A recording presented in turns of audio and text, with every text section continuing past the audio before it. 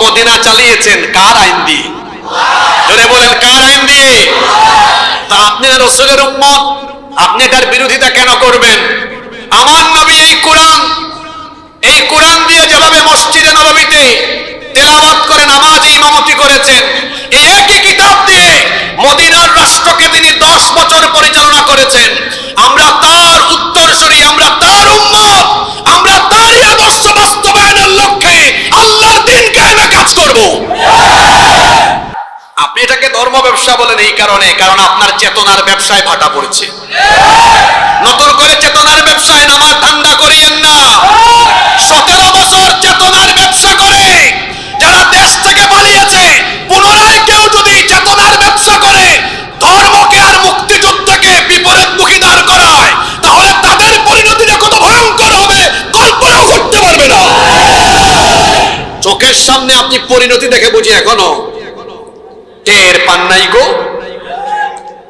ধর্ম আর মুক্তিযুদ্ধকে আলাদা করবেন না। মুক্তিযুদ্ধের চেতনা, এদেশের মানুষের আসল চেতনা হলো ইসলাম।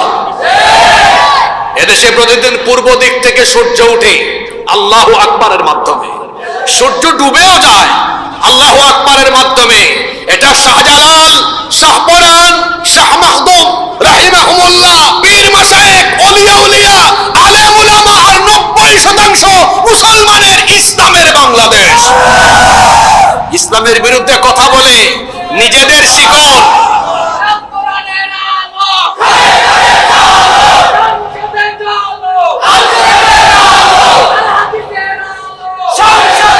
যে ছেলেটা স্লোগান দিল, তাকায় দেখেন তো এই ছেলেটাকে, এটা জেনজি। এরপরে মাহফিলে ওই আলফা জেনারেশনও আছে। আমি শুনুন, আপনারা ঠিক ঠিক বলেন পরে, আপনারা ঠিক বলার কি? আপনি বললেও কোরআনের কথা ঠিক, না বললেও বরং ঠিক ঠিক না বইলা মাহফিলে ফজিলতের কথা শুনলে বলবেন সুবহানাল্লাহ, আল্লাহর বরত্বের কথা শুনলে বলবেন আল্লাহু আকবার। মাহফিলে রুহানিয়ত ফিরে আসবে, আধ্যাত্মিকতা ফিরে আসবে ইনশাআল্লাহ। এই ছেলেটার দিকে আমি আপনাদের মনোযোগ আকর্ষণ করলাম কেন দেখেন না? এই ছেলেরা, ওই আলফা জেনারেশনের এরা এখন আর চোর ডাকাত দুর্নীতিবাজদেরকে বাংলাদেশ পরিচালনায় দেখতে চায় না। এইরকম জেনারেশন জি আর পরবর্তী আলফা জেনারেশন, এরা আলেম উলামা আর ইসলামপন্থীদের নেতৃত্বে কোরআনের বাংলাদেশ দেখতে চায়। এদের সেন্টিমেন্ট বুঝে আগাতে হবে। আশ্চর্য ব্যাপার, আমার সমাজে অনেক অজ্ঞ মুসলমান আছে যারা তাদের জীবনকে 2 ভাগ করে নিয়েছে। দেখা যায় তারা জীবনকে 2 ভাগ করে শুধু ধর্মীয় ক্ষেত্রে তারা কোরআনকে গ্রহণ করেছে। এই জন্য নামাজে তারা কোরআন তেলাওয়াত করে, রমজান মাসে কোরআন দিয়ে তারা খতমে তারা বিশেষ করে, আবার কোন লোক মারা গেলে তারা কোরআন তেলাওয়াত করে সওয়াব বখশায় দেয়। কোন ব্যবসা প্রতিষ্ঠান উদ্বোধনের আগে তারা কোরআন তেলাওয়াত করে, বিয়ে শাদীর আগে কোরআন তেলাওয়াত করে।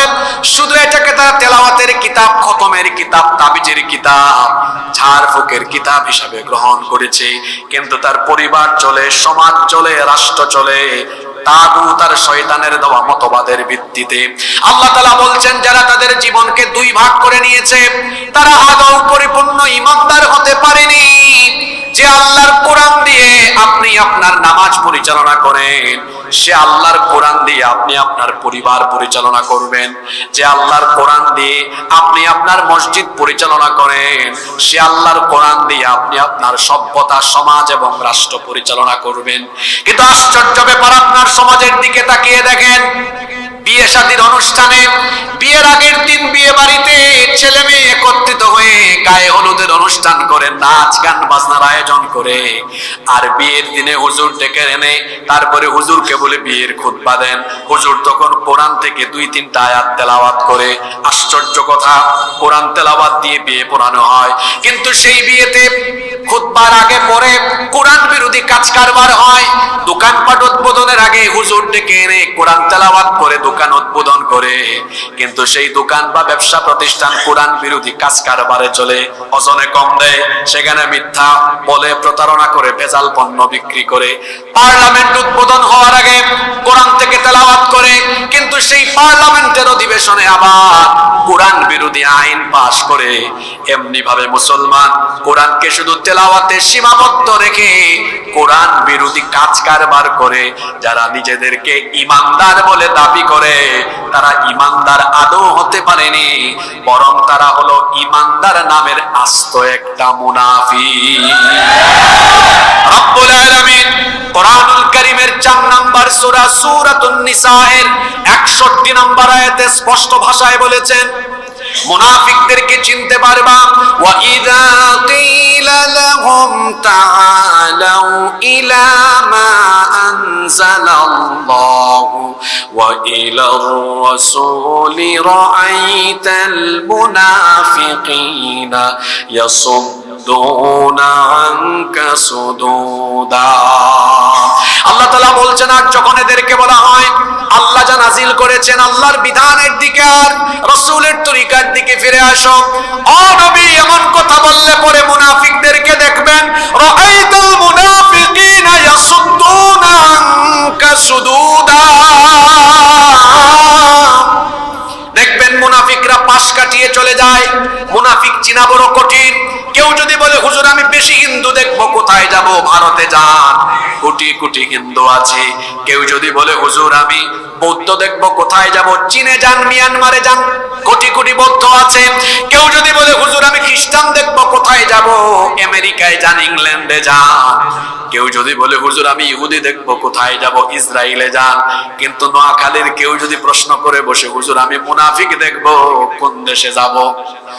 মুনাফিকের জন্য বাংলাদেশে যাওয়া লাগবে না, আপনার এলাকায় আপনার গ্রামে এমনকি এখানের ভেতরেও মুসলমানের বেশ ধরে মুনাফিক লুকিয়ে থাকতে পারে। তার মানে মুসলমান আছে যেখানে মুনাফিক আছে। মুনাফিক আপনি চিনতেও পারবেন না। মাথায় ধবধবে সাদা টুপি, গায়ে ধবধবে সাদা পাঞ্জাবি, ধবধবে সাদা পায়জামা, দেখলে মনে হয় যেন ফেরেশতা জান্নাত থেকে পালিয়ে এসেছে, এমন একটা সুরত ধরে চলাফেরা করে। মুনাফিক চেনাও যায় না, কারণ সে নামাজেও যায়, রোজাও রাখে, হুজুরদের সাথে থাকে, মাহফিলেও আসে, আবার তলে তলে ইসলাম আর মুসলমানদের শেকড় কাটে। মুনাফিক যারা আল্লাহর আইন কোরআনের আইন চায় না, তারা আপনাদের মসজিদে ইমাম সাহেব যদি জুমার দিনে বয়ান করতে গিয়ে বলেন সম্মানিত মুসল্লিবৃন্দ আমাদের এই মসজিদ আল্লাহর আইনে চলবে, কোরআনের আইনে চলবে, সভাপতিও বিরোধিতা করবে না, সেক্রেটারিও বিরোধিতা করবে না, ক্যাশিয়ারও বিরোধিতা করবে না, গ্রামের একজন মুসল্লিও বিরোধিতা করবে না, বরং সবাই হাত তুলে হুজুরকে সাপোর্ট দিয়ে বলবে হুজুর আপনি সত্যি কথাই বলেছেন, আমাদের এই মসজিদ কোরআনের আইনে চলুক, আল্লাহর আইনে চলুক। হুজুর যদি শুধু খুশি হয়ে পরবর্তী পয়েন্টে বলে যে কোরআনের আইনে মসজিদ চলবে, সেই কোরআনের আইনে আমার সমাজ চলবে, দেশ চলবে, এই কথা বলার পরে দেখবেন কিছুক্ষণ আগে হুজুরকে বাহবা দিয়েছে যারা, হুজুরের চাকরি খাওয়ার জন্য উঠে পড়ে লেগে যাবে তারা। কি গো ভাই, একটু আগে না আপনি হুজুরকে বাহবা দিলেন, এখন আপনি হুজুরকে তার চাকরি খাওয়ার জন্য লেগে পড়লেন কেন? আমার দেশে কোরআন দিয়ে মসজিদ চলুক, একজন মানুষও এটার বিরোধিতা করবে না, কিন্তু যখনই বলবেন যে আল্লাহর কোরআন দিয়ে মসজিদ চলবে, সে আল্লাহর কোরআন দিয়ে সমাজ চলবে, দেশ চলবে, তখন দেখবেন এক গ্রুপ বের হয়ে বলবে হুজুর রাজনীতি করার জায়গা পান না, হুজুরকে বলবে ধর্ম ব্যবসায়ী, বলে কি বলে না? ইসলাম দিয়ে কোরআন দিয়ে দেশ পরিচালনা ধর্ম ব্যবসা নয়, বরং ইসলাম দিয়ে দেশ পরিচালনা রাসূলের আদর্শ। তিনি 1 বছর আর 2 বছর নয়, আল্লাহর কোরআন দিয়ে মদিনার রাষ্ট্র পরিচালনা করেছেন 10 বছর। সেই কোরআন দিয়ে রাষ্ট্র পরিচালনার কথা বলা, কোরআন দিয়ে রাষ্ট্র প্রতিষ্ঠার আন্দোলনে শামিল হওয়া, এটা ধর্ম ব্যবসা নয়, বরং ধর্ম ব্যবসায়ী তারা নির্বাচন আসতে পরে টুপিদারি লাগাইয়া ধর্মীয় লেবাস পরে যারা,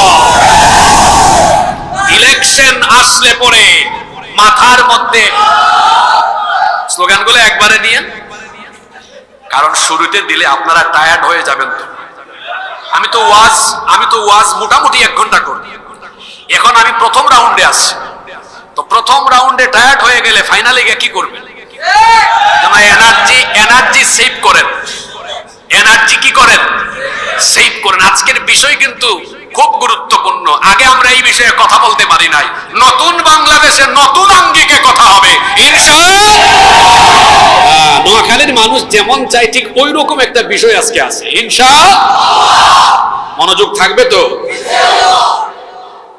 সম্মানিত ভাইয়েরা, এখন এক গ্রুপ বের হয়েছে, কোরআনের কথা বললে, কোরআন দিয়ে রাষ্ট্র পরিচালনার কথা বললে এগুলা নাকি ধর্ম ব্যবসা। এটা ধর্ম ব্যবসা নয়। আমার নবী তো 10 বছর মদিনা চালিয়েছেন কার আইন দিয়ে? জোরে বলেন, কার আইন দিয়ে? তা আপনি রাসূলের উম্মত, আপনি এটার বিরোধিতা কেন করবেন? আমার নবী এই কোরআন দিয়ে যেভাবে মসজিদে নববীতে তেলাওয়াত করে নামাজে ইমামতি করেছেন, এই একই কিতাব দিয়ে মদিনার রাষ্ট্রকে তিনি 10 বছর পরিচালনা করেছেন। আমরা তার উত্তরসূরি, আমরা তার উম্মত, আমরা তারই আদর্শ বাস্তবায়নের লক্ষ্যে আল্লাহর দ্বীন কায়েমে কাজ করব। আপনি এটাকে ধর্ম ব্যবসা বলেন এই কারণে, কারণ আপনার চেতনার ব্যবসায় ভাটা পড়েছে। নতুন করে চেতনার ব্যবসায় নামাজ ঠান্ডা করিয়েন না। 17 বছর চেতনার ব্যবসা করে যারা দেশ থেকে পালিয়েছে, পুনরায় কেউ যদি চেতনার ব্যবসা করে ধর্মকে আর মুক্তিযুদ্ধকে বিপরীতমুখী দাঁড় করায়, তাহলে তাদের পরিণতিটা কত ভয়ঙ্কর হবে কল্পনাও করতে পারবে না। চোখের সামনে আপনি পরিণতি দেখে বুঝি এখনো টের পান নাই গো। ধর্ম আর মুক্তিযুদ্ধকে আলাদা করবেন না। মুক্তিযুদ্ধের চেতনা, এদেশের মানুষের আসল চেতনা হলো ইসলাম। এদেশে প্রতিদিন পূর্ব দিক থেকে সূর্য উঠে আল্লাহু আকবারের মাধ্যমে, সূর্য ডুবেও যায় আল্লাহু আকবারের মাধ্যমে। এটা শাহজালাল, শাহপরান, শাহ মাহদুম রাহিমাহুমুল্লাহ, পীর মাশায়েখ, ওলিয়া উলিয়া, আলেম উলামা আর 90% মুসলমানের ইসলামের বাংলাদেশ। ইসলামের বিরুদ্ধে কথা বলে নিজেদের শিকড়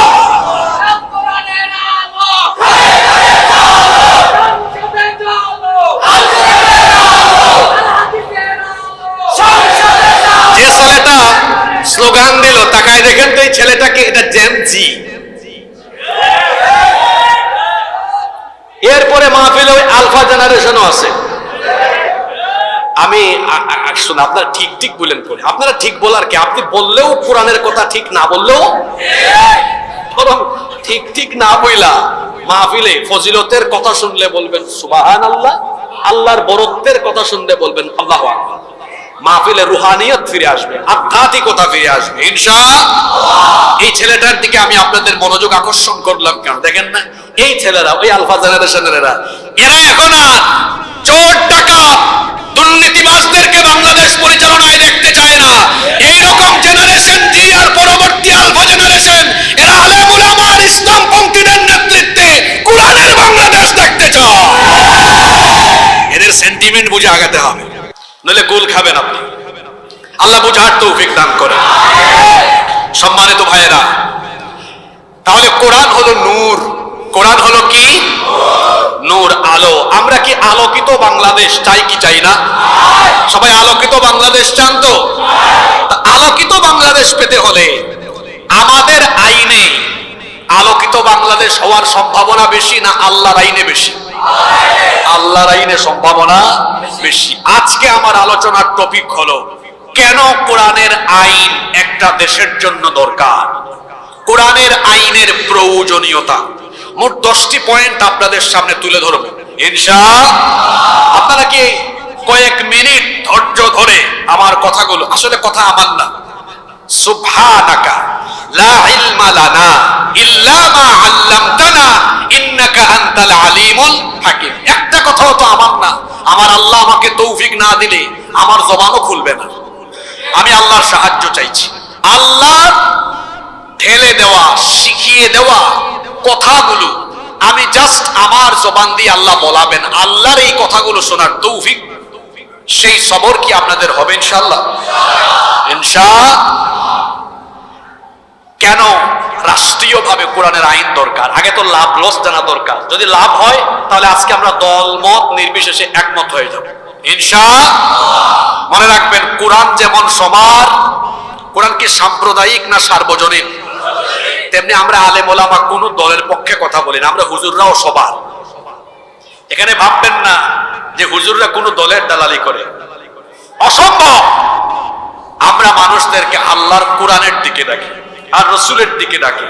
আমরা কোন নেতা নেত্রী দলের পূজা করি না, কারো অন্ধ আনুগত্য করি না, কারো দিকে মানুষকে ডাকি না। আমরা শুধু মানুষকে ডাকি মহান আল্লাহর দিকে, আর ডাকি আমার নবীর দিকে। সুবহানাল্লাহ। তো নিরপেক্ষ মন মগজ নিয়ে আমরা আজকে শুনবো ইনশাআল্লাহ। কেন একটি দেশের জন্য কোরআনের আইন দরকার? আমরা কয়টা কারণ বলবো? জোরে বলেন। বললে নোট করে নিয়ে যান একদম। এক, এজন্য কোরআনের আইন দরকার কারণ কোরআনের আইন হলো ত্রুটি মুক্ত, জটিলতা মুক্ত। কথা কি বললাম? ত্রুটি মুক্ত, জটিলতা মুক্ত। মানুষ যখন আইন বানানোর কাজে হাত দেয়, আচ্ছা আপনারা তো একটা কথা প্রায় সময় বলেন, মানুষ মাত্রই ভুল, মানুষ মাত্রই ভুল। এজন্য এই মানুষ যদি দেশ পরিচালনা, সমাজ পরিচালনার জন্য আইন বানানোর কাজে হাত দেয়, ও মানুষ হিসাবে ভুল করে বসতে পারে। যার কারণে দেখবেন পৃথিবীর যে সকল দেশে মানুষের তৈরি করা আইন দিয়ে দেশ চলে, এই আইনগুলা ফিক্সড না, কিছুদিন পর পর এগুলা সংশোধন হয়।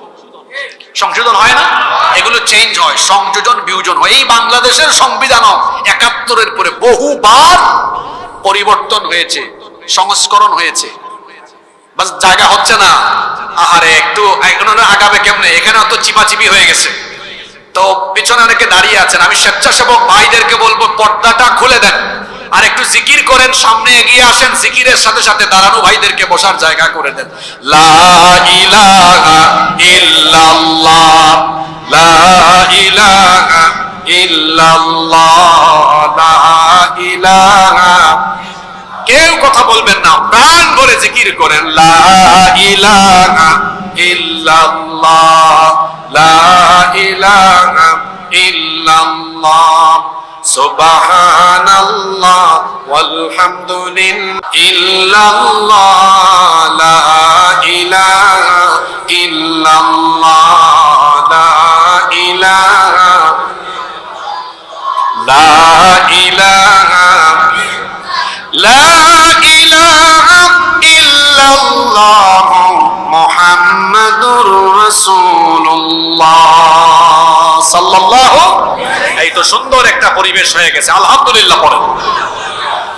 এক নাম্বার কারণ এজন্য কোরআনের আইন দরকার। কোরআনের আইন ত্রুটি মুক্ত, জটিলতা মুক্ত। মানুষের বানানো আইনে ভুল থাকবে, জটিলতা থাকবে। কেমন জটিলতা থাকবে?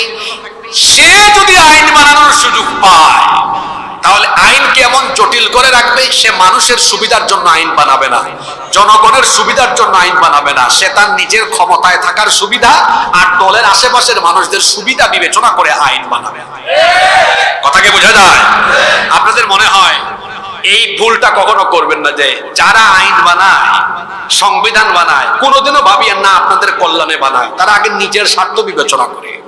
সে দেখি আমি একটু লং টার্ম ক্ষমতায় থাকার কোন একটা ফন্দি এখানে আঁকতে পারি কিনা, আমার দলের লোকদেরকে সুযোগ সুবিধা দেওয়ার মতো করে আইনটাকে সংবিধান সংশোধন করি। দেখবেন যারাই যখন ক্ষমতায় আসে সংবিধানে হাত দেয়, সংবিধান বদলায়, পরিবর্তন করে নিজেদের সুযোগ সুবিধা মতো। এজন্য দেখা যায় একটি দেশের সংবিধান যেখানে মানুষের তৈরি করা আইন দিয়ে চলে, বারবার পরিবর্তন হয়। আপনারা আমাকে বলেন তো, আল্লাহ আমাদেরকে যে জীবন বিধান দিয়েছেন ১৫০০ বছর হয়ে যাচ্ছে, আজ পর্যন্ত কি কোরআনের একটা হরফ এমনকি নুকতা পরিবর্তন হওয়ার দরকার পড়েছে? কিয়ামত পর্যন্ত এটা কি পরিবর্তন হবে? কোনোদিনও আর পরিবর্তন হবে না, হওয়ার সম্ভাবনাও।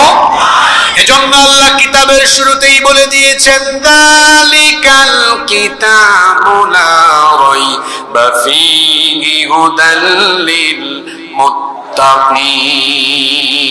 এটা এমন কিতাব যার মধ্যে সন্দেহ আছে, এ ব্যাপারেও সন্দেহ করা যায় না। আল্লাহু আকবার।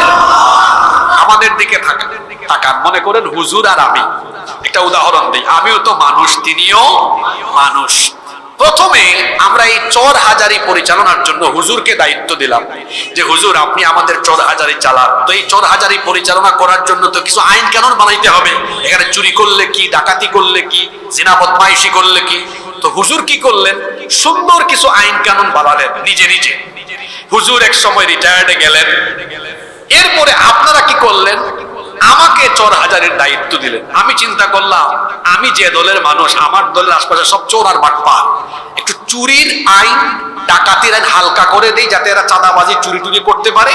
আমি একটু আইন কানুনটা নিজের সুবিধা মতো কি করলাম, সংশোধন করলাম। এরপরে আমার পরে যিনি আসবেন উনি আবার হাত দিবেন, উনি উনার মতো চেঞ্জ করবেন। এভাবে যদি বারবার বারবার মানুষের হাত দ্বারা আইন সংশোধন হয়, সংযোজন বিয়োজন হয়, আল্লাহর কসম এই সংবিধান পরিবর্তনের দ্বারা দেশের জনগণের ভাগ্য বদলাবে না। আমার কথা মিলিয়ে নেন, যারাই যখন সংবিধানে হাত দেয় মানুষের ভাগ্য বদলাবার কথা বলে, তারা নিজেদের শার্ট প্যান্ট বদলায়, মোবাইল বদলায়, গাড়ি বদলায়, বাড়ি বদলায়। মানুষের ভাগ্য বদলায় না, মানুষের ভাগ্য বদলাবে একমাত্র আল্লাহর কোরআন দিয়ে। এখন আবার হুজুরের কাছে চলে যান, হুজুর আপনি নিজে আইন বানাতে পারবেন না, আপনি এই এলাকা চালান, কোরআন দিয়ে চালান। হুজুর রিটায়ার্ড করলেন, আমাকে দায়িত্ব দিলেন। আপনারা বললেন হুজুর আপনিও চালান, কিন্তু নতুন করে আইন বানাতে পারবেন না, কোরআন দিয়ে চালান। তাহলে বোঝা গেল কোরআনের আইন থাকলে ব্যক্তির পরিবর্তন হবে, কিন্তু আইনের কোনো পরিবর্তন হবে না। বাংলাদেশের মুসলমান জেনারেশন জি, যুবক তরুণ ছাত্র ভাইয়েরা, আপনাদেরকে বলছি আপনাদের রক্ত, জীবন আর ত্যাগের বিনিময়ে এই নতুন বাংলাদেশ আমরা পেয়েছি। এই নতুন বাংলাদেশের পরিবর্তনের জন্য আর মানুষের মন গড়া আইন মতবাদ দিয়ে এই বাংলাদেশের স্বপ্ন দেখে লাভ নাই। এই বাংলাদেশে আমরা গণতন্ত্র দেখেছি, এই বাংলাদেশে আমরা মানুষের দেওয়া তন্ত্রমন্ত্র দেখেছি, সব কিছু দেখা শেষ, বাকি আছে ইসলাম তন্ত্র, কোরআন তন্ত্রের বাংলাদেশ। বাংলাদেশের মানুষের ভাগ্য বদলাবার জন্য মানুষের তৈরি করা আইন নয়, কারণ এই আইনের ত্রুটি, এত আসতে বললেন কেন, ত্রুটি জটিলতাও আছে। জটিলতা কেমন আছে, যে আইন বানাবে তার নিজের স্বার্থে বানাবে। এজন্য আল্লাহ কামটা করছেন কি দেখেন, গুরুত্বপূর্ণ যা কিছু আছে, যা মানুষের নিত্যদিন কাজে লাগে, আল্লাহ এগুলো মানুষের হাতে দেন নাই।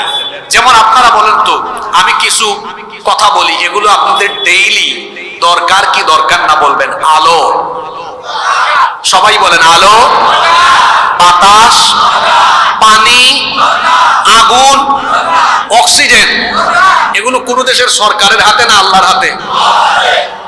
এগুলো যদি আল্লাহ মানুষের হাতে দিতেন, মানুষ ক্ষমতা পাইলে যে স্বৈরাচার হয় তার বিরুদ্ধে আন্দোলন করলে বলতো যতক্ষণ পর্যন্ত আমার আনুগত্য না করবে আলো, বাতাস, পানি, আগুন, অক্সিজেন কিছুই দিব না, আগে আমার পায়ে পড়ো তারপর দিব। আল্লাহ তাআলা এই জন্য নিত্য প্রয়োজনীয় জিনিসগুলো মানুষের হাতে দেন নাই। আল্লাহ তো জানেন এই মানুষ ক্ষমতা পাইলে, ফেরাউনও তো জালিম হয়েছে, নমরুদও জালিম হয়েছে। ফেরাউন নমরুদ নামে দুনিয়ায় কেউ নাই, কিন্তু তাদের ভাই বোন হয়ে তাদের চরিত্র লালন করে এমন মানুষ দুনিয়াতে ছিল, আছে, সামনে আসতে পারে। এজন্য আল্লাহ তাআলা নিত্য প্রয়োজনীয় জিনিসগুলো মানুষের হাতে দেন নাই, রেখে দিয়েছেন কার কাছে? দেখেন তো, এগুলো যদি আল্লাহ দিয়ে দিতেন কারবারটা কি হইতো? কারবারটা কি হইতো? আপনারা জুলাই আগস্টে যা করেছেন, ফেরাউনের দল বলতো অক্সিজেন দিব না, একদম মাইরা ফেলবো, আগুন দিব না, পানি দিব না। সামান্য একটু ইন্টারনেট কন্ট্রোলিং তাদের হাতে ছিল, ইন্টারনেট বন্ধ করে দিয়ে রাতের অন্ধকারে বাড়িতে ঢুকে ঢুকে খুনিরা মানুষ হত্যা করেছে। এই খুনের বিচার বাংলাদেশে অবশ্যই করতে হবে। বর্তমান এই সরকারকে বলবো, শুধু সংস্কার সংস্কার করে মুখে ফেনা তুললে হবে না। আমার কলিজার টুকরা ছাত্র ছাত্রীদেরকে যারা খুন করেছে, সেই খুনিদের বিচার অবশ্যই করতে হবে। সম্মানিত ভাইয়েরা, কষ্ট হচ্ছে আপনাদের? তাহলে এক নাম্বার, কোরআনের আইন এই জন্য দরকার। আল্লাহর আইন ত্রুটি যুক্ত না ত্রুটি মুক্ত? জটিলতা যুক্ত না জটিলতা মুক্ত? দুই, কেন কোরআনের আইন দরকার?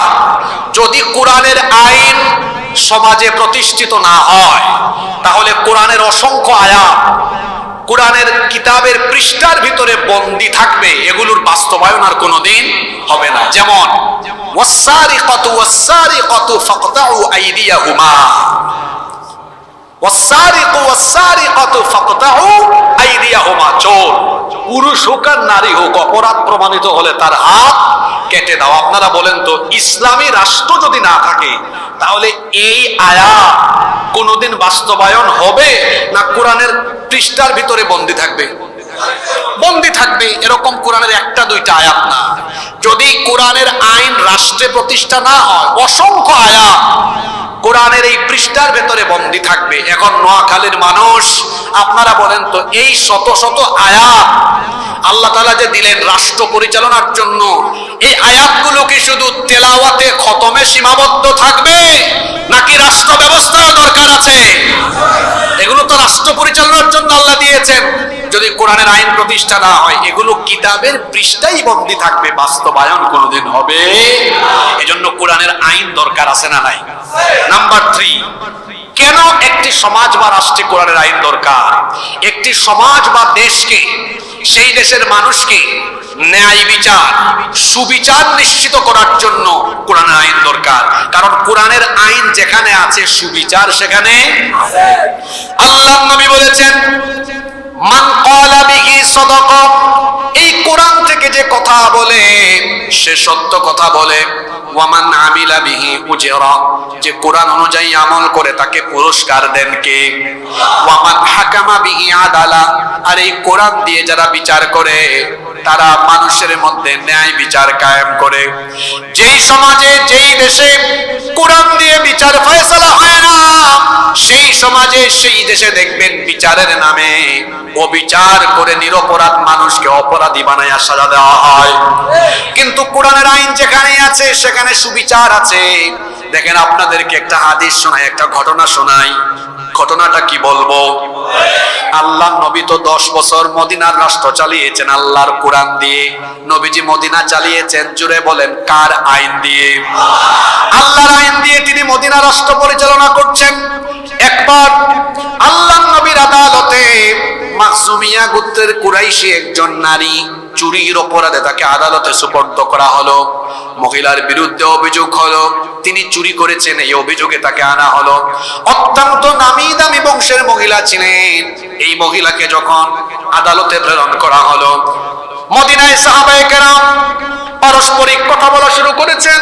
এত সম্ভ্রান্ত বংশের একজন নারী, আল্লাহর নবী যদি বিচার করতে গিয়ে কোরআন মোতাবেক হাত কাটার রায় দিয়ে দেন তাহলে তো ওই বংশের মুখে চুনকালি পড়ে যাবে, এই বংশের মান ইজ্জত নষ্ট হয়ে যাবে।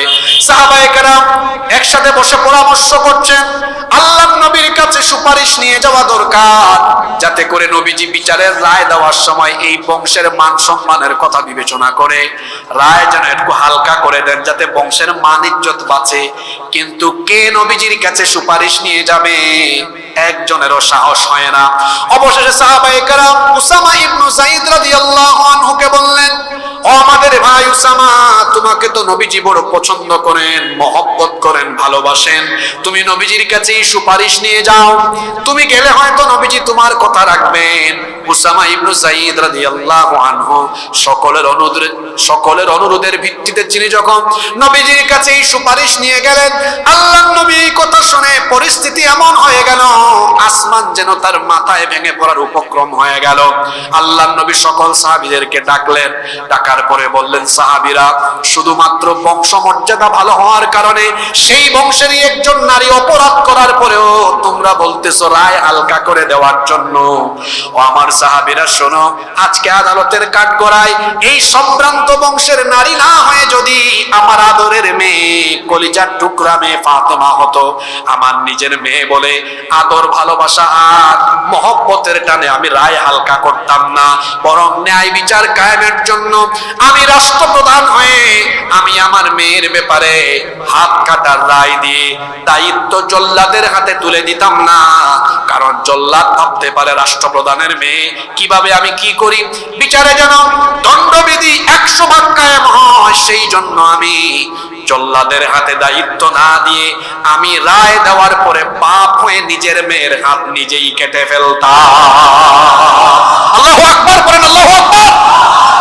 এই হলো কোরআনের রাষ্ট্রের বিচারের নমুনা, যেখানে নিজের মেয়ে ছেলে হলেও ছাড় নাই। আর মানুষের তৈরি করা আইন দিয়ে দেশ শাসনের সুবিচারের নমুনা হলো নিজের আত্মীয় স্বজন, নিজের ভাই বোন আর নিজের দলের মানুষ হলে 7 খুন হলেও মাফ। দেখেন না, আশেপাশে তার দলের মানুষ চুরি করবে কিন্তু কোনো কথা বলবে। এই হলো মানুষের বানানো আইন দিয়ে দেশ পরিচালনার সুবিচারের নমুনা। যেই সমাজে, যেই দেশে মানুষের তৈরি করা আইন দিয়ে দেশ চলে, সেই সমাজের বিচার ব্যবস্থা হয় এমন, তার মতের তার আদর্শের বিপরীত কেউ হলে যদি তার ক্ষমতার জন্য হুমকি হয়, তাহলে নিরপরাধীকে অপরাধী সাজাইয়া মিথ্যা মামলায় সাজা ভোগ করায় কিংবা মিথ্যা মামলায় ফাঁসি দিয়ে হত্যা করে। সেরকমই হয়েছে কোরআনের পাখি শহীদ আল্লামা দেলোয়ার হোসেন সাঈদীর ব্যাপারে। যুদ্ধাপরাধ, মানবতা বিরোধী অপরাধ, এটা জাস্ট ছিল একটা নাটক। এই মিথ্যা নাটক মঞ্চস্থ করে যখন তারা এই নাটক প্লে করে বাস্তবায়ন করতে পারে নাই, ফাঁসি দিতে পারে নাই, জনগণের রোষানলে পড়ে তাকে অন্যায়ভাবে কারান্তরীণ করে শেষ পর্যন্ত ভারতকে খুশি করার স্বার্থে চিকিৎসার নামে তাকে কারাগারে হত্যা করা হয়েছে, চিকিৎসার নামে তাকে হাসপাতালে হত্যা করা হয়েছে। এইরকম আরো অসংখ্য নিরপরাধী মানুষকে অন্যায়ভাবে হত্যা করা হয়েছে। এই দেশে যদি 50 বছর পরে কারো বাপের বিচার হয়, তাহলে এইরকম নিরপরাধ মানুষকে যারা হত্যা করেছে 18 কোটি মানুষ সেই খুনের বিচার করেই ছাড়বে। সম্মানিত ভাইয়েরা, বলছিলাম মানুষের তৈরি করা আইন দিয়ে যে সমাজ বা দেশ চলে, সেখানে বিচার পাওয়া যায় না। বিচারের নামে কি হয়? অবিচার হয়। পাঁচ পুরায় একজন, মামলা খায় আরেকজন। কিন্তু কোরআনের আইন যে সমাজে বাসে দেশে থাকবে, সেখানে কোনো অবিচার মানুষের উপর হবে। কারণ কোরআনের মধ্যে ন্যায় বিচারের কথা বলেছেন কে? জুমার দিনে ইমাম সাহেবের মুখ থেকে সানি খুতবায় প্রায় আপনারা একটা আয়াত শুনেন, সূরা নাহলের 90 নম্বর আয়াত। আল্লাহ তাআলা কোরআনে কারীমে আদেশ দিয়েছেন, পড়েন আমার সাথে, ইন্নাল্লাহা ইয়া'মুরু বিল আদলি ওয়াল ইহসান ইলা আখিরিল আয়াত। নিশ্চয়ই আল্লাহ তোমাদেরকে আদল, ন্যায় বিচার এবং সদাচারের আদেশ দিচ্ছেন। সুবহানাল্লাহ পড়বেন না? অন্য আয়াতে আল্লাহ তাআলা বলছেন, ওয়া ইযা হাকামতুম বাইনান নাসি আন তাহকুমু বিল আদল। কোরআনে কারীমের 4 নম্বর সূরা নিসায়ের 58 নম্বর আয়াতের মাঝখানে এটা আছে। আল্লাহ বলেছেন, যখন তোমরা মানুষের মধ্যে বিচার ফয়সালা করবে, তখন তোমরা মানুষের মাঝে ন্যায় বিচার কায়েম করবে। কোরআনে ন্যায় বিচারের আদেশ দিয়েছেন কে? আসতে বলবেন না, জোরে বলেন কে? নাম্বার 4, কেন কোরআনের আইন দরকার? কোরআনের আইন থাকলে পরে সকল মানুষের অধিকার প্রতিষ্ঠিত হবে, নারী তার অধিকার পাবে। আজ নারী সম্পদের অধিকার থেকে বঞ্চিত, নারী বিভিন্ন জায়গায় লাঞ্ছনা, অবহেলার শিকার হয়। যদি কোনো সমাজে, কোনো দেশে কোরআনের আইন প্রতিষ্ঠা হয়, নারী তার ন্যায্য অধিকার পাবে। কারণ পৃথিবীর বুকে নারীর অধিকার প্রতিষ্ঠা করেছে ইসলাম। আজ যারা নারী অধিকারের কথা বলে, নারী উন্নয়নের কথা বলে, নারী প্রগতির কথা বলে, তারাই দেখা যায় তাদের হাতে নারীরা সবচেয়ে বেশি লাঞ্ছনার শিকার হয়। ইসলাম নারীকে পরিপূর্ণ, পূর্ণাঙ্গ অধিকার দিয়েছে।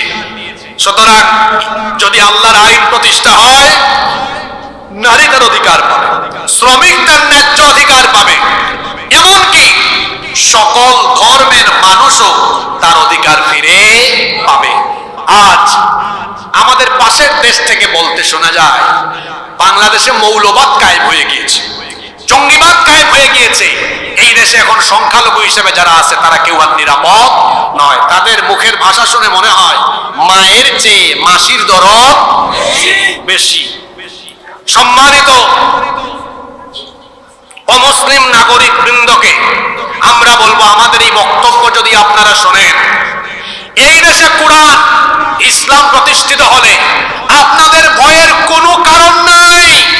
কারণ মায়ের কোলে শিশু যেমন নিরাপদ, ইসলামী রাষ্ট্রে, কোরআনী রাষ্ট্রে মুসলমানদের কাছে অমুসলিমরাও তেমন নিরাপদ। আপনাদেরকে ভয় দেখায়, আপনাদেরকে এরা উস্কে দিতে চায়। পাশের দেশ থেকে যারা আমাদেরকে জঙ্গি বলে, এরা যে কত বড় অসভ্য আর জঙ্গি তা পৃথিবীর মানুষ জানে। তারা আমাদের ব্যাপারে মিথ্যা অপবাদ দেয়। বাংলাদেশে আমরা নাকি অমুসলিমদের ঘর বাড়ি জ্বালিয়ে দিচ্ছি, আমরা নাকি বাংলাদেশে সংখ্যালঘু নির্যাতন করি। আর আমরা বলি বাস্তব চিত্র হলো এই দেশে অমুসলিম নাগরিকেরা জামাই আদরে আছেন। আমি কি ভুল বলেছি? যারা আমাদেরকে বলে আমরা সংখ্যালঘু নির্যাতন করি, এটা তাদের চরিত্র। গুজরাটে, সিকিমে, হায়দ্রাবাদে, কাশ্মীরে তারা কি করেছে তা পৃথিবীর মানুষ জানে। আমাদেরকে তারা বলে জঙ্গিবাদী, অথচ তারা কত বড় জঙ্গি আর সন্ত্রাসী শুনেন। আমরা তো বাংলাদেশে, এমনকি ভারতবর্ষ থাকতে আমাদের কোন শাসক কোনোদিনও, এমনকি আমাদের কোন মুসলমান ভাই বোন কখনো অমুসলিমদের উপাসনালয়ে হামলা চালায়নি। কারণ ইসলাম, কোরআন আমাদেরকে এই শিক্ষা দেয়নি, এজন্য আমরা এটা করি না। কিন্তু যারা আমাদেরকে সন্ত্রাসী বলে, তারা এমন সন্ত্রাসী, এমন জঙ্গি, তারা আমাদের শত শত বছরের ঐতিহ্য, বাবরি মসজিদ দখল করে, রাম মন্দির নির্মাণ করে দুনিয়ার 200 কোটি মুসলমানদের কলিজায় আগুন লাগিয়ে দিয়েছে। তারা আমাদেরকে বলে আমরা নাকি জঙ্গি, আমরা নাকি সন্ত্রাসী। অথচ গুজরাটের কসাই, আরএসএস এর গুন্ডা, উগ্রবাদী, চরমপন্থী এই সন্ত্রাসী নরেন্দ্র মোদীর নেতৃত্বে ভারতবর্ষে মুসলমানদের উপরে কি পরিমাণ নির্যাতন হয়েছে তা কারো অজানা থাকার কথা নয়। আমাদেরকে আপনি সাম্প্রদায়িকতার সবক দেন। আমার পূর্বপুরুষরা 750 বছর ভারত শাসন করেছে। ভারতের অর্থনীতির একটা গুরুত্বপূর্ণ অংশ আসে পর্যটন থেকে। সেই পর্যটনের বেশিরভাগ জায়গাগুলো তোমাদের বাপদাদারা এগুলো বানায় নাই, সব মুসলমান শাসকদের হাতে করা। দিল্লির সেই কুতুব মিনার, শীষ মিনার, লাল কেল্লা, আগ্রার তাজমহল সহ ভারতবর্ষের সুন্দর সুন্দর অনবদ্য সকল স্থাপনা মুসলমানদের হাতে গড়া। ভারতবর্ষ আমার পূর্বপুরুষরা 750 বছর শাসন করেছে। এই বাংলাদেশে কোনদিন আমরা কোন অমুসলিমের গায়ে হাত তুলি নাই, তুলবও না। কারণ ইসলাম আমাদেরকে এটা শেখায়। পাশের দেশ থেকে বলা হচ্ছে এখন বাংলাদেশে উগ্রবাদ, জঙ্গিবাদ গায়েব হয়ে গিয়েছে। আমার দেশের নাগরিক সম্পর্কে আপনার এত চিন্তা কেন? নিজের চরকায় তেল দেন। হ্যাঁ, আমার দেশ কিভাবে চলবে এটা আমার দেশের মানুষ ঠিক করবে।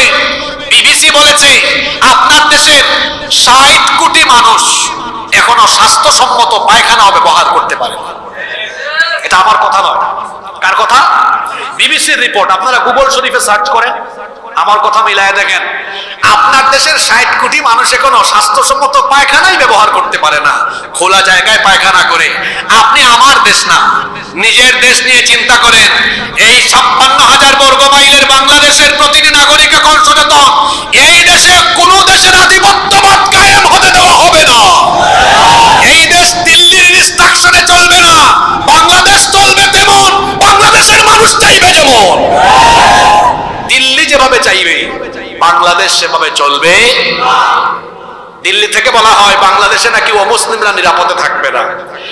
আমরা আমাদের অমুসলিম সম্মানিত ভাই বোনদেরকে বলতে চাই, আমাদের ইসলাম এত সুন্দর, আমাদের কোরআন এত সুন্দর। ইসলাম আমাদেরকে উগ্রপন্থা শেখায় না, আমাদেরকে চরমপন্থা শেখায় না, আমাদেরকে সন্ত্রাসী হওয়ার দীক্ষা দেয় না। বরং আল্লাহ তাআলা আমাদেরকে শিক্ষা দিয়েছেন।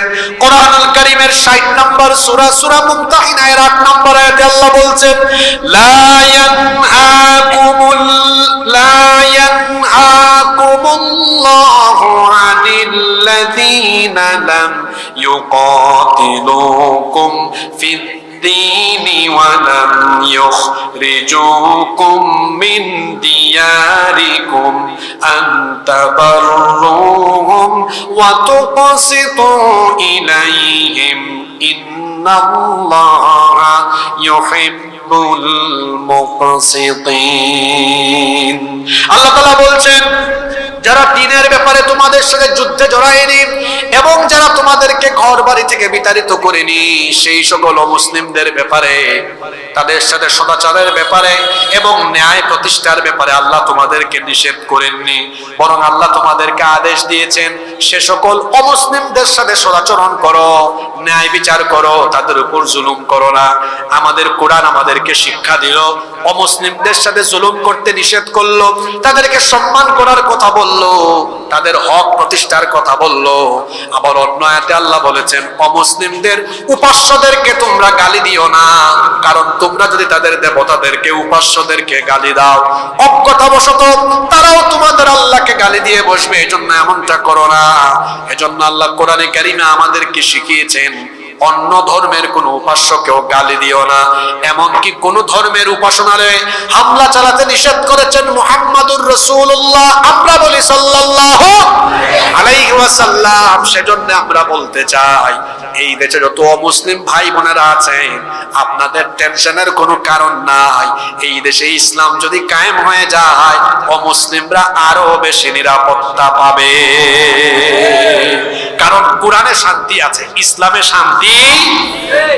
নাম্বার 5, আপনাদের কষ্ট হচ্ছে নাকি? আমরা কি আর 20 মিনিটের মতো থাকতে পারবো না? কষ্ট হচ্ছে আপনাদের?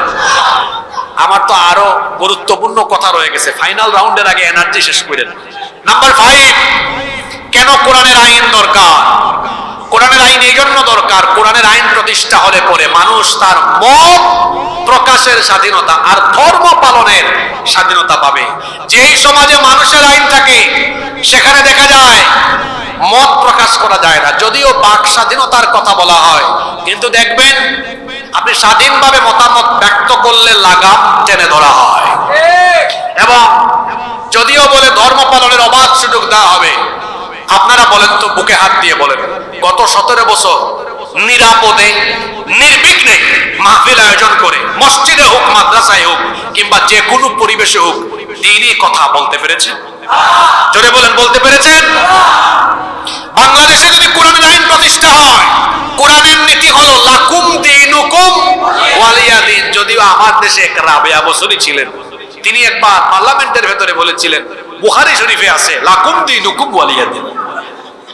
এটা বুখারী শরীফে না কোরআনে কারীমে?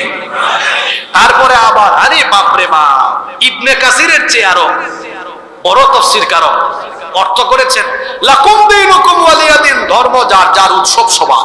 ইন্না লিল্লাহি ওয়া ইন্না ইলাইহি রাজিউন। আমার দেশে এই জাতের লোক অনেক বেশি।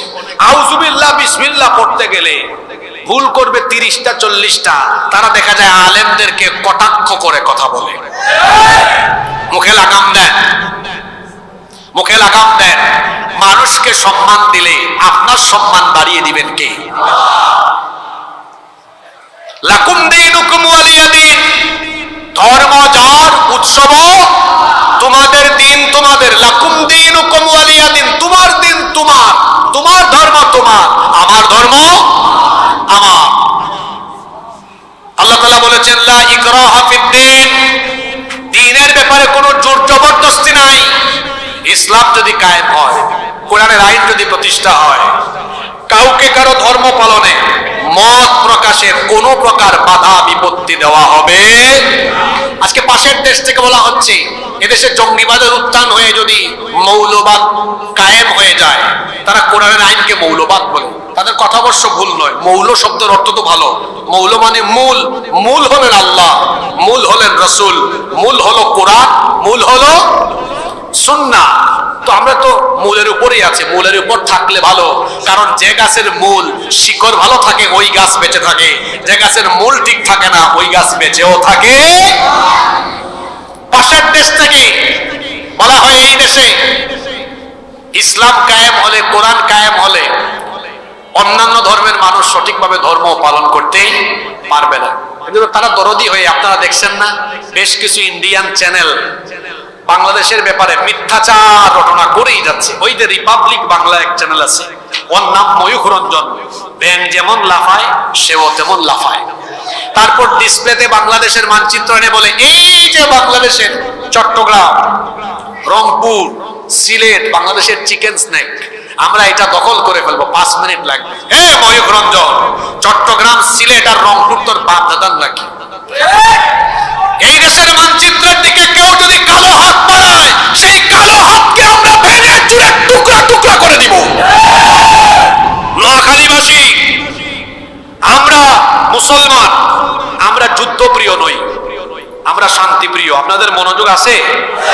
গুরুত্বপূর্ণ কিছু কথা যুবকদের উদ্দেশ্যে বলবো। যুবক ভাইরা আছেন তো? কি বললাম? আমরা যুদ্ধপ্রিয় নই, আমরা কি প্রিয়? জোরে বলেন, কি প্রিয়? শান্তিপ্রিয়। আমরা কাউকে আক্রমণ করি না, তবে আমাদের স্বভাব হলো আক্রান্ত হলে আমরা কাউকে ছেড়েও দেই না। আপনি আমার দেশের মানচিত্র গিলে ফেলবেন আর আমরা বসে থাকবো, বুঝি না? হিসাব করে তারা হিসাব মিলায়, কয় বাংলাদেশ পারবে না আমাদের সাথে। আপনাদের মনোযোগ আছে তো? এরা এই ধরনের কথা বলতেছে না? কয় তো তাদের জনসংখ্যা কম, মিলিটারি কম, সাবমেরিন কম, যুদ্ধ জাহাজ কম, মানে সব কম, আমাদের কিছু নাই, তাদের সব। পাগলের দল। আমাদের কাছে এমন এক জিনিস আছে যা তোমাদের কাছে নাই। আমাদের ঈমান আছে, তোমাদের ঈমান নাই। আমাদের এই ঈমানে চেতনার সামনে দাঁড়িয়ে থাকার দুঃসাহস পৃথিবীর কারো নাই। কারণ আল্লাহর কোরআনে সূরা আনফাল 8 নম্বর সূরা, আয়াত নাম্বার 65, যাদের ঈমানের ব্যাটারি ফিউজ হয়ে গিয়েছিল, ব্যাটারিটা চার্জ করে দেন। সূরা আনফাল, সূরার নাম কি? কয় নাম্বার সূরা? 8 নম্বর সূরা, আয়াত নাম্বার 65। বাড়িতে গিয়ে বাংলা অর্থ সহ ব্যাখ্যা সহ পড়বেন, ব্যাটারি চার্জ করে নেবেন। আল্লাহ ওখানে কি বলেছে? ইয়াকুম মিনকুম 20 সাবিরুনা ইয়াগলিবু মিআতাইন। ও মুসলমানরা, পৃথিবীতে কোনোদিন মুসলমানরা সংখ্যা দিয়ে বিজয়ী হয় নাই। মুসলমানরা বিজয়ী হয়েছে ঈমানি চেতনায় দাঁড়িয়েছে, আল্লাহ তার ফেরেশতা পাঠিয়ে সাহায্য করেছেন। সুবহানাল্লাহ। আচ্ছা, বদরে আমাদের সংখ্যা কম ছিল না কাফিরদের সংখ্যা বেশি ছিল? বিজয় দিয়েছেন আল্লাহ কাকে? জোরে বলেন, কাকে? তো আমরা কি সংখ্যা দিয়ে বিজয়ী হয়েছি না ঈমান দিয়ে? সুবহানাল্লাহ কি বাড়ি গিয়ে বলবেন? ওয়া ইয়াকুম মিআতুন ইয়াগলিবু আলফাম মিনাল্লাযীনা কাফারু। আর ঈমানের উপরে দৃঢ় থাকা ঈমানদারের সংখ্যা যদি হয় 100, 1000কে মোকাবেলা করতে পারবে। আল্লাহু আকবার। হিসাবটা কে মনে রাখছেন বলেন তো? 20 জনে নোয়াখালীর মানুষ তো ভুলে যাওয়ার কথা না। 20 জনে 200, 100 জনে 1000। একটু ভাগ করেন তো, 1000 ভাগ 100 ফলাফল কত? 10। 200 ভাগ 20 ফলাফল কত? 10। তার মানে যুদ্ধের টাইমে মুসলমানের সংখ্যা 1 জন হলেও কোয়ালিটিতে, শক্তিতে তার শক্তি হয় 10 গুণ। সুবহানাল্লাহ। এটা আমার হিসাব না আল্লাহর হিসাব? তাহলে আমার দেশে মুসলমান আছে আমার দেশের জনসংখ্যা 18 কোটি, 14 কোটি মুসলমান আছে সংখ্যায়। যদি তারা ঈমান নিয়ে দাঁড়ায়, তাহলে 14 কোটি গুণ 10 সমান কত? 140 কোটি। পাগলের দল হিসাব করতেও জানে না, ওরা বলে আমাদের জনসংখ্যা কম। আর আমরা তো বুঝি, আমরা ঈমান নিয়ে দাঁড়ালে 14 কোটি 140 কোটির শক্তি নিয়ে দাঁড়িয়ে যাব। ওখানে আছে 130, তাদের 130 কোটি, এর মধ্যে 30 কোটি আমাদের মার খাওয়া ভাই আছে না? ওখানে আবার 30কে 10 দিয়ে গুণ করেন, কত হবে? 300 কোটি। আপনারা কি শিলপাটা বলেন না পাটাপুতাইল বলেন? পাটাপুতাইল। আমরা সিলেটি মাতল লগে আপনার মাত মিলি গেল কিলা বুঝলাম না। আমরা অত কই পাটাপুতাইল, তোরা সিলেটি মাতিল্লাম, বুঝছেন নি আপনারা? পাটাপুতাইলের মাঝখানে যা দিবেন কি হয়ে যায়? একেবারে পিছে এবলা থেবলা হয়ে যায়।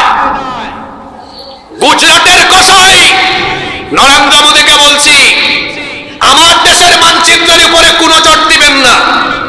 আমরা আগেই বলেছি আমরা যুদ্ধপ্রিয় নই, আমরা শান্তিপ্রিয়। কিন্তু আপনি অশান্তির দাবানল জ্বালাতে জ্বালাতে যদি আমাদের গায়ের উপর তখন তো আমরা যদি দাঁড়িয়ে যাই 14,140,00,000,000 শক্তি নিয়ে, ওইদিকে 30,300,00,000,000 মোট, দুই দিক থেকে যখন 440 কোটি চাপ